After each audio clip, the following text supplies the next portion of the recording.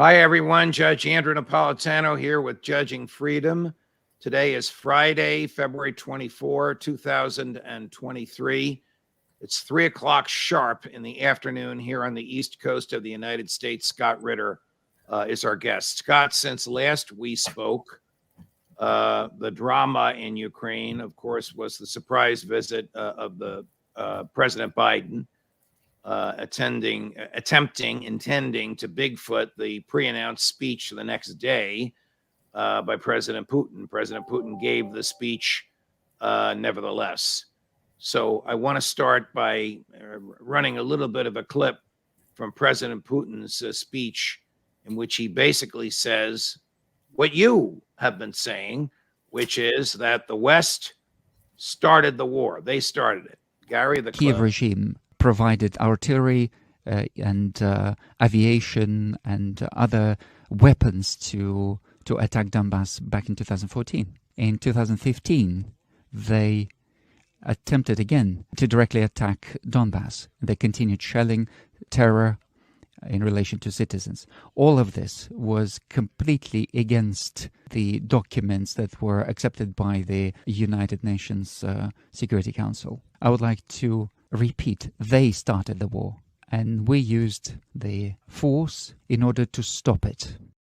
You surprised to hear President Putin say that directly? Is that for international consumption or domestic consumption? What do you think? Well, I mean, this is the Russian equivalent of the State of the Union address. So its primary audience is domestic. Of course, Putin knows that the world is watching, which is why he, at the end of it, he made his announcement regarding the Strategic Arms Reduction Treaty and the suspension. But this is for domestic consumption, and I think he's basically just cutting to the chase, telling all those people out there in Russia right now who hem and haw about, why are we in Ukraine? What are we doing? He's making it quite clear that from the Russian perspective, this war was started by Ukraine, by the West, and Russia had no choice. And Russia is now going to finish this war. They didn't start it, but they will finish it. I actually thought he was a little. I don't want to sound like the nationalists against him, but almost a little timid. I mean, he could have pointed out the eastward movement of NATO, contrary to the promises of George H.W. Bush and Jim Baker to his predecessor Mikhail Gorbachev. He didn't go there. But since you mentioned the suspension of the START treaty, well, this is your field, Scott, weapons inspection. We'll run that clip, and then I want to ask you about this. Take a listen to the words he uses. Theater of the absurd. I don't even know if there's a Russian word for that. Gary's going to raise the volume in Russian. It's almost like he's saying theater of the absurd in English with a Russian accent. Take a listen. In the beginning of February this year, there was a statement from the North Atlantic Alliance, factually demanding that Russia returns to the Strategic Arms Treaty, as they call it, including allowing inspections of our nuclear defense facilities. I don't even know what to call it. It's a theater of the absurd. Regarding this, I have to say that Russia suspends its participation in the New START treaty. Surprise? Well, first tell us what the START treaty is. Second, tell us how, if at all, dangerous to the West it is at his suspension. Third, address the significance of suspension rather than termination. And then if you want, you could talk about, I don't know how to say this with a Russian accent, theater of the absurd.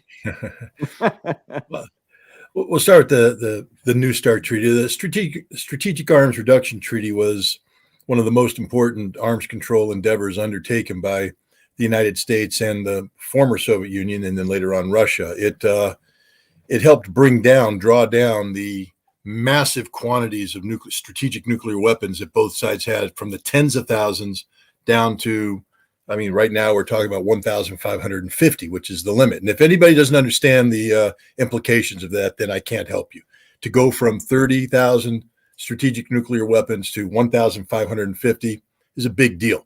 How do we know that that's their number, and how do they know that that's our number? Well, see, this is the key aspect of arms control: trust, but verify.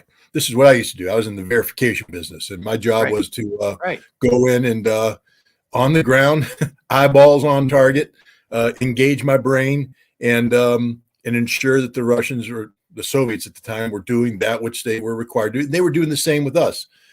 These on-site inspections are an integral part of any treaty verification process, and it's essential. I don't know how many times I need to say that and underscore it, that they be allowed to continue, and they're not right now. They're suspended. And this is, the Russians made the point. Look, back in I think February 2020, both sides agreed that because of the pandemic, that they were going to stop inspections, and they were going to stop the formal meetings because the idea of getting people together like that face to face at the time was frightening.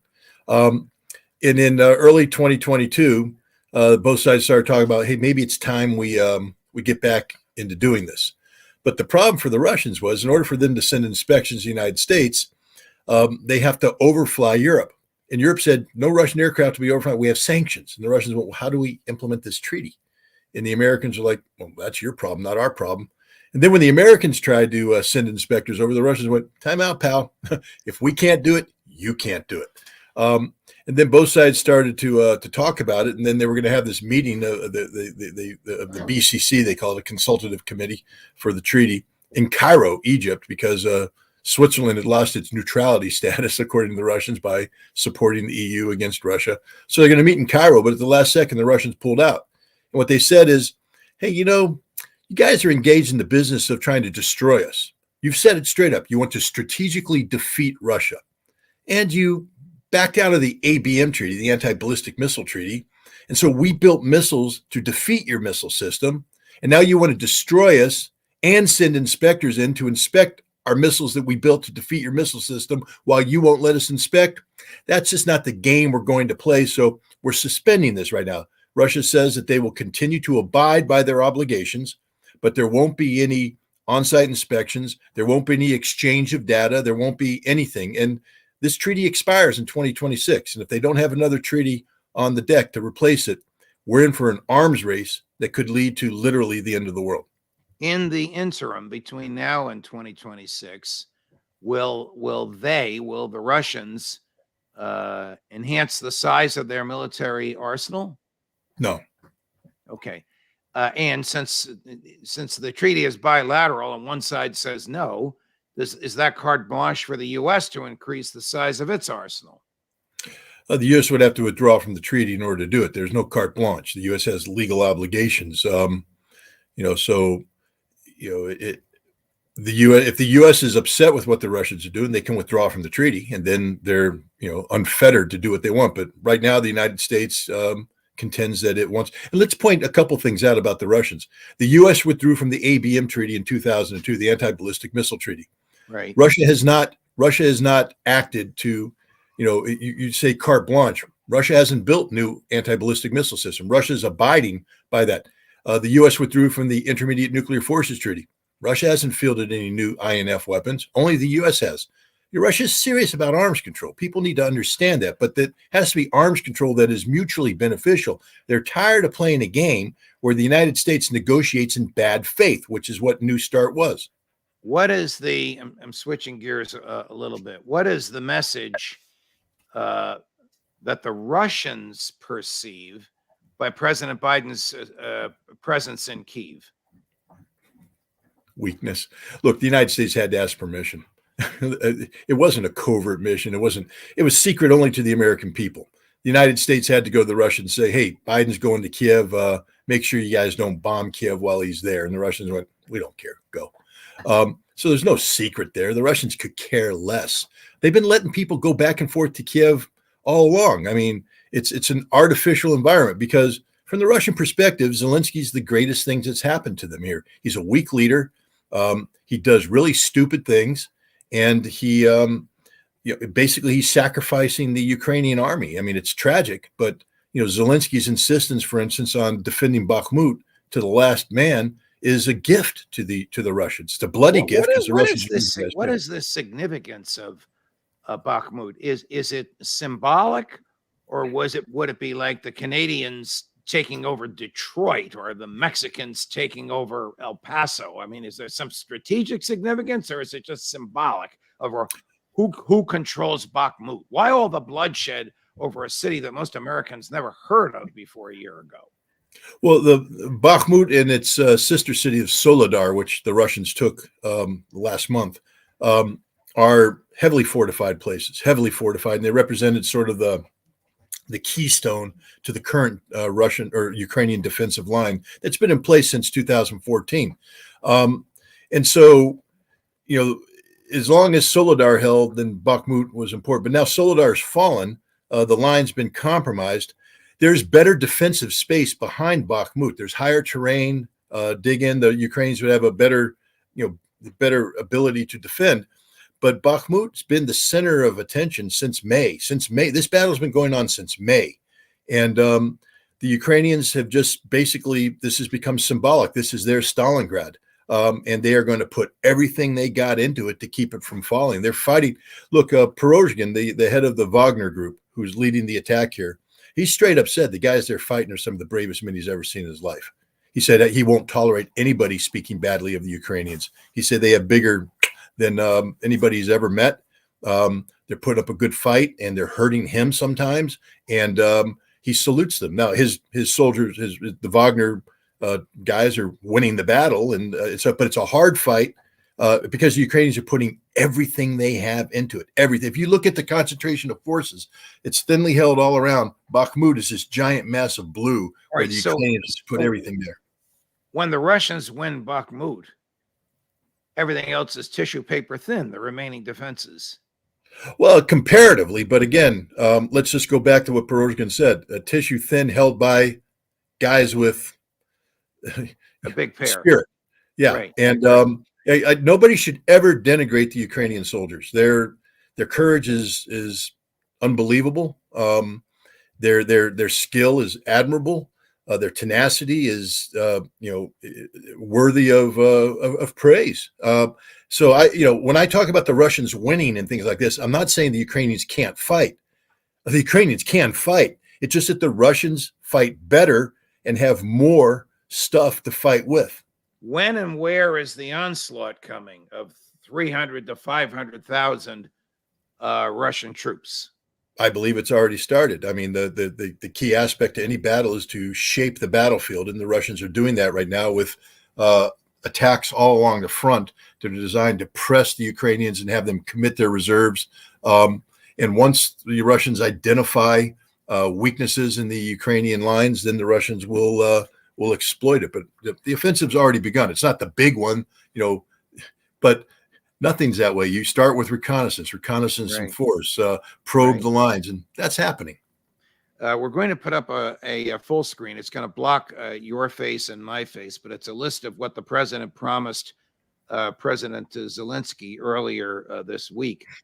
Additional HIMARS, additional 155 millimeter artillery rounds, munitions for laser-guided rocket systems, Cyberlux K-8 UAS. What are those, Scott? What's Cyberlux? I don't know.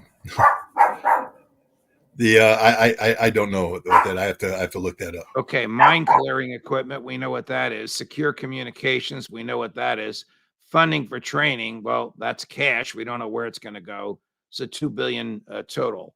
So the Daily Mail says the president has 113 billion authority.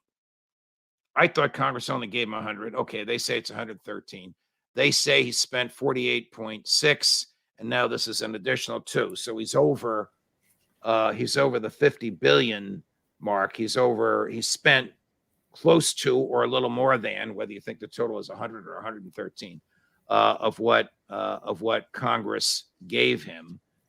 And he says it's for whatever it takes. My question is, for whatever it takes to do what? I don't think the president, Scott, has yet to articulate a clear, militarily achievable objective. Is it to remove the Russians from eastern Ukraine and Crimea? Is it to remove Vladimir Putin from office? Whatever it is, tell us what it is. Those two alternatives, neither is Lindsey Graham to the contrary notwithstanding, neither of them is militarily achievable. Let me back up for a second. UAS, I just saw that they had the Switchblade system. They called it a UAS. So that might be unmanned aerial systems, something of that nature, drones. So those are different drones that we're looking at, different kinds of drones with different capabilities. So, the funny thing is the U.S. has a public stance. And the public stance is we're going to support Ukraine. I mean, Tony Blinken just came out and said there can't be a peace where Ukraine is compelled to give up territory. We won't accept that. The G7's come out and said the same thing. We've also come out and said that Crimea is part of Ukraine, and there's a military buildup there. So, that's a legitimate target, that Ukraine has a right to recapture its territory, et cetera. Even though we know that Russia views Crimea and the newly acquired territories as part of Russia, and therefore you trigger existential issues when that happens. But we're given a strong public face, and it's matched by what you saw up there. But if we went back and took that apart, there's nothing there. There's literally nothing on that piece of paper. It's not a game changer. It's not a war winner. And this is why right after the president met with Zelensky, people started sending the back channel message to Ukrainians. We don't have a bottomless pit.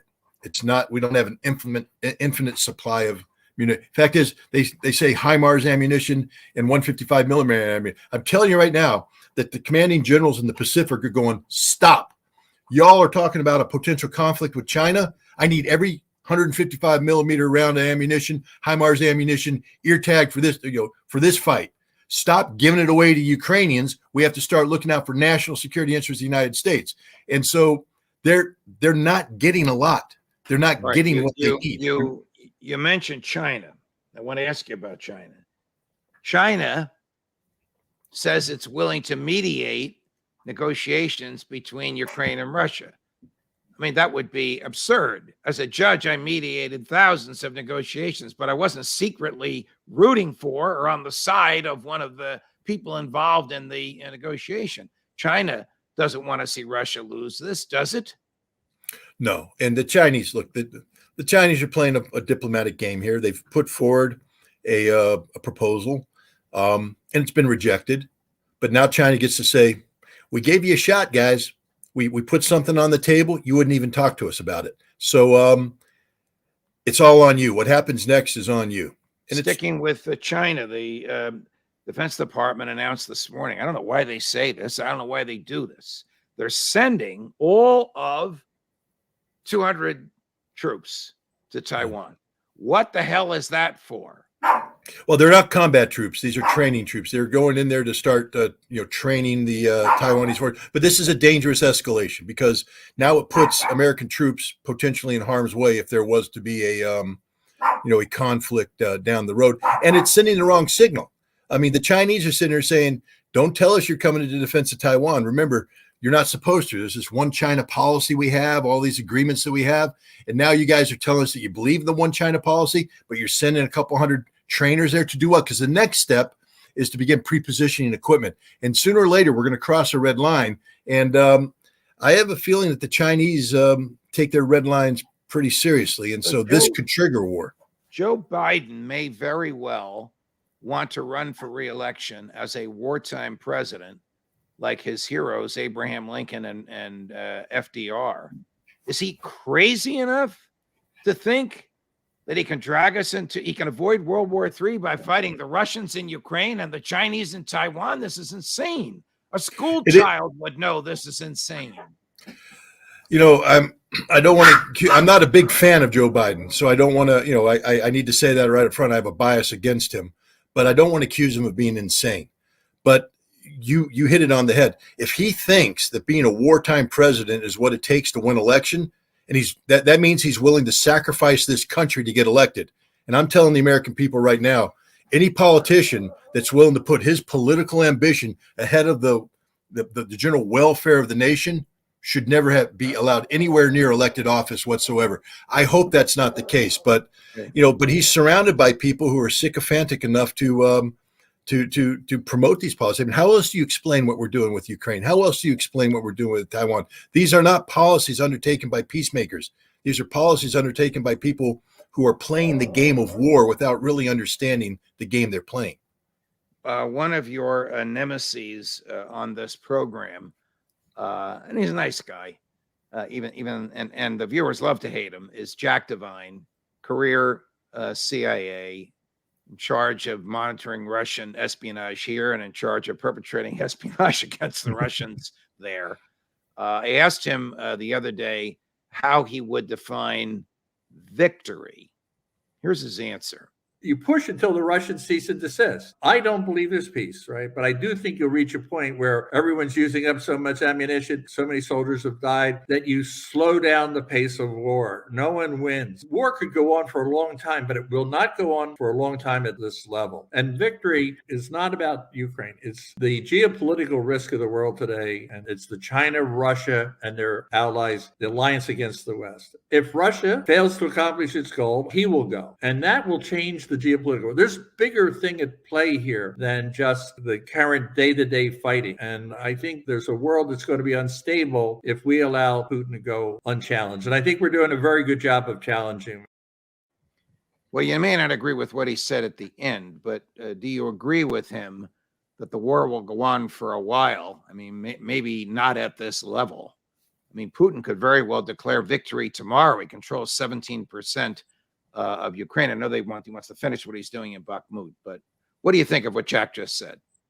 I mean, war is an extension of politics by other means. And if a political decision is made in Russia that they cannot sustain this level of fighting, then Russia will do what it has to do to achieve what outcome it can. I personally believe right now that the Russians widely recognize that they can't allow Ukraine to continue to exist in its current form, that the United States will not do the right thing, that the United States would continue to use Ukraine as this festering cancerous mass that would infect Russia and weaken Russia, and that the time is now. Russia needs to win this war and win this war decisively. That's what I believe, and I believe everything the Russians are doing points to that direction. But no, success is not a guaranteed outcome. Just because Scott Ritter says, I believe the Russians are going to win in August, September, October timeframe, doesn't mean that that's going to happen. Things can happen. And if this war drags on, then, maybe Devine's on to something. But I don't think this war is going to drag on. I think Russia understands that if this war drags on,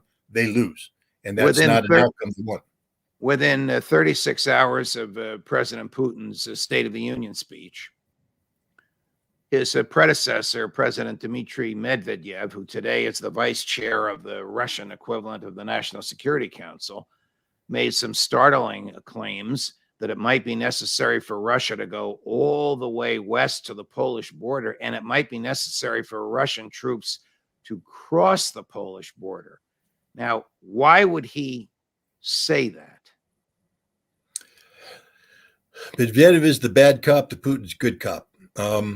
I mean, the good news is that he's not the decision maker. I think his job is to be the snarling dog behind the door that growls, barks, drools, makes noises, just to do that. But Putin's the leader. Putin says things that are rational, responsible. I do want to point out that at one point in time, Barack Obama and Michael McFaul thought that it was a good idea to promote Medvedev over Putin. So shows you their judgment. Right. Michael McFaul is the Republican guru on the House Armed Services. No, this is a former U.S. ambassador to Russia. Oh, the other McFaul. I apologize. The other, yeah. Correct. All right, Scott. Thank you very much for joining us today. A great insight as always. And you managed to keep the dog down, by the way. Well, like I said, the good thing about this mic is it's directional. So even though the dogs were barking, you didn't hear it. Have a great week. Oh, I got to tell you something. And I think a lot of people are watching now, which is why I want to say it, because you are a significant part of this. Yesterday, Judging Freedom reached and exceeded the 100,000 subscriber mark on YouTube. That is in large measure thanks to you and your selfless, intellectually honest, and personally courageous analysis that we get. Colonel McGregor, of course, is responsible for this as well. And I am thrilled at all the wonderful people that keep watching us, but I wanted you to hear this great news from my mouth. It means in the media world that we're an elite podcast. So if I were a quarterback, I'm up there with Tom Brady. All right, I won't get carried away. I'm proud to be part of your offensive line, quarterback. Thank you, Judge. And it's because of you. It's a team effort, but you're the quarterback, and people are coming to watch you. And I applaud you for your success. Well, thank you very much for helping us, and we look forward to all your continued help in the future. All the best. All the best. Judge Napolitano for Judging Freedom.